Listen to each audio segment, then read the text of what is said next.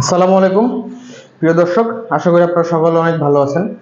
তো আজকে আমি আপনাদের সাথে শেয়ার করব বিল্ডিংয়ের রং করার পূর্বে কি কি বিষয়ে নজর রাখা জরুরি। তো আমি এখন যে ফ্ল্যাটটিতে দাঁড়ায় আছি, এই ফ্ল্যাটটিতে কিন্তু এখন টাইলসের কাজ চলতেছে। এবং যদি আমার পিছনের ওয়ালটা আপনারা লক্ষ্য করেন, এখানে কিন্তু প্লাস্টার করা হয়েছে আরও 6 মাস পূর্বে। 6 মাস পূর্বে টাইলস করা রং প্লাস্টার করা হয়েছে। কিন্তু যেহেতু বিল্ডিংটা আমার 8 তলা এবং এখানে ফ্ল্যাট সংখ্যা আছে 28টি, পর্যায়ক্রমে কাজ করতে করতে এটা সিরিয়াল আসছে এই মুহূর্তে, যেটা 6 মাস পার হয়ে গেছে টাইলস লাগাইতে। তো টাইলস লাগানোর ফলে যেটা হয়েছে, এই যে এই ওয়ালটা যদি আপনি লক্ষ্য করেন, এই ওয়ালটাকে দেখেন, এই ওয়ালের পেছনে কিন্তু রান্নাঘর। তো রান্নাঘরে যেহেতু আমরা টাইলস লাগাইছি, টাইলস লাগানোর জন্য কিন্তু এই ওয়ালটাকে ভেজানো লাগছে। তাইলে এখন যেটা বোঝা যাচ্ছে যে এই ওয়ালটা শুকনা হইলেও, এই যে এই ওয়ালটা শুকনো হলে এই ওয়ালটা কিন্তু ভেজা, কারণ ওই পাশে টাইলস লাগানোর জন্য ওয়ালটাকে ভেজানো লাগছে। তো এখন আপনারা রং করার পূর্বে যে জিনিসটা খেয়াল করবেন,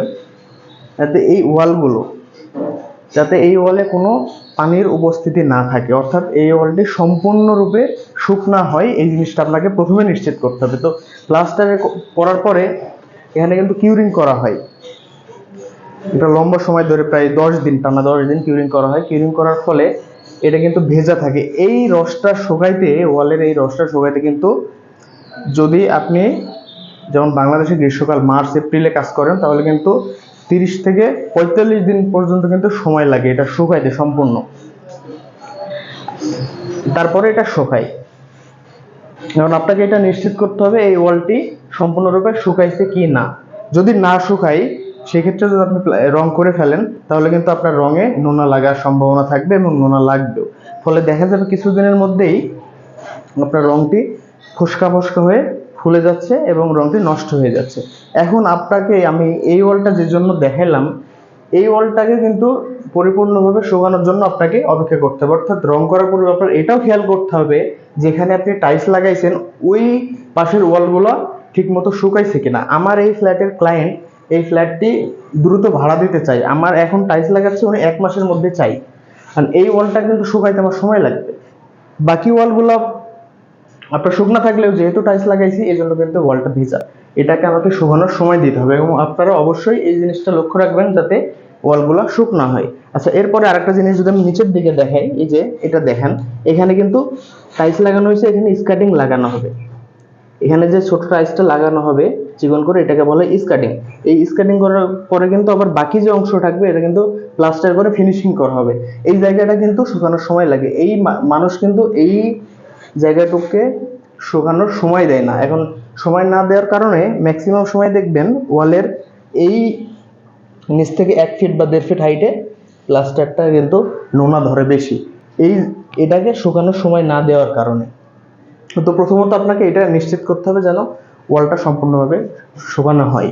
তো ওয়ালটা যখন শুকায় এই পর্যায়ে চলে আসবে, এই ওয়ালটা যেরকম শুকনো এরকম পর্যায়ে আসবে, তখন আপনাকে বাজারে পাওয়া যায় 60 এবং 80 নাম্বার পাথর, একটা বিশেষ ধরনের পাথর, এটা দেখে ঘষতে হবে। এই যে ময়লা দেখতে পাচ্ছেন ওয়ালে, নিকট থেকে দেখেন, এই যে ময়লাগুলো দেখতেছেন, এই ময়লাগুলো তুলতে হবে। এই ময়লাগুলো থাকে হচ্ছে যখন আমরা প্লাস্টার করি, প্লাস্টারের যে বালু ব্যবহার করা হয়, ওই বালুর মধ্যে ময়লা থাকলে এরকম প্লাস্টারে ময়লা থাকে। তো এই জন্য অবশ্যই প্লাস্টার করার পূর্বে কিন্তু বালিটাকে চেলে নেওয়া হয়, তারপরে কিছু ময়লা থাকে, এই ময়লাগুলোকে আপনাকে স্ক্রাপের সাহায্যে উঠায় ফেলতে হবে। নাম্বার 2। নাম্বার 3, আপনি যখন, আমরা এই বিল্ডিংয়ে 3 কোট রং করব, আমরা এখানে 3 কোট করব। তো আমরা এখানে পাথর দিয়ে ঘষার পরে ওয়াল পাট্টি ইউজ করব, করার পরে প্রথম কোট রং করব। প্রথম কোট রং করার পরে কিন্তু আমাকে যে কাজটি নিশ্চিত করতে হবে, এই যে এখানে যে বোর্ড দেখতে পাচ্ছেন, এটা হচ্ছে ইলেকট্রিক্যাল বোর্ড। এই রুমের ফ্যান, বাল্ব ইত্যাদির জন্য এখানে ইলেকট্রিক্যাল বোর্ড। এই ইলেকট্রিক্যাল বোর্ডের মধ্যে কিন্তু ইলেকট্রিক্যাল কেবল ইউজ করে ফেলতে হবে, কারণ আপনারা হয়তো জানেন যখন এটার মধ্যে যে তার টানা হয়, অনেক সময় যে এখানে যে পয়েন্টটা আছে, এই পয়েন্টগুলো বের করার সময় অনেক সময় ভাঙ্গা লাগে না। আপনি যদি এই তার টানার পূর্বেই ফাইনাল কোট রং করে ফেলেন, তাহলে কিন্তু আপনাকে তার টানার সময় অনেক জায়গায় ভাঙ্গা লাগতে পারে। ভাঙ্গা যখন লাগবে, সেটাকে আবার রিপেয়ার করা হবে। রিপেয়ার করতে গেলে আবার প্লাস্টার করতে হবে, আপনার রংটা কিন্তু নষ্ট হয়ে যাবে।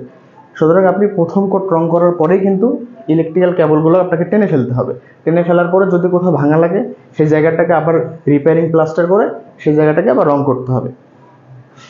এবং এই যে এখানে যে সুইচ ইউজ করা হবে, এই সুইচটা কিন্তু প্রথম কোট রঙের পরেই লাগিয়ে ফেলতে হবে। অনেক সময় সুইচের পাশে দিয়ে কিন্তু ফাঁকা থাকে, যেটা পাট্টি দিয়ে পরবর্তীতে ফাইনাল কোট রং করার পূর্বে কিন্তু এই কাজগুলো করা হয়।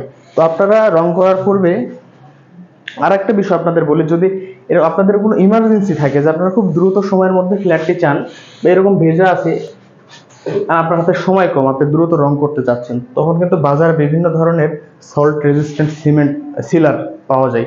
ওটাকে আপনারা যদি ইউজ করেন, ওটা যেটা করে দেওয়ালের মধ্যে যে লবণাক্ত অথবা যে পানি থাকে এটাকে শুষে নেয়, ওটা দ্রুত ওয়ালটাকে শুকনো করে ফেলে। সেক্ষেত্রে আপনার কিন্তু নোনা লাগার সম্ভাবনা থাকে না। তো এই বিষয়গুলো আপনাদের নিশ্চিত করতে হবে রং করার পূর্বে অবশ্যই, তাহলে আপনার রংটি দীর্ঘস্থায়ী হবে। নাম্বার 1, আপনাকে দেখতে হবে প্লাস্টারটি সম্পূর্ণ শুকিয়েছে কিনা।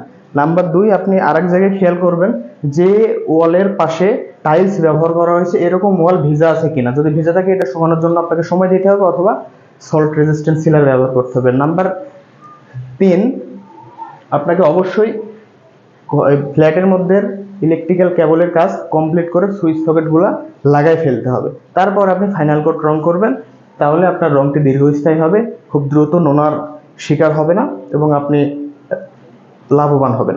তো সম্পূর্ণ ভিডিও দেখার জন্য ধন্যবাদ সবাইকে। আল্লাহ হাফেজ।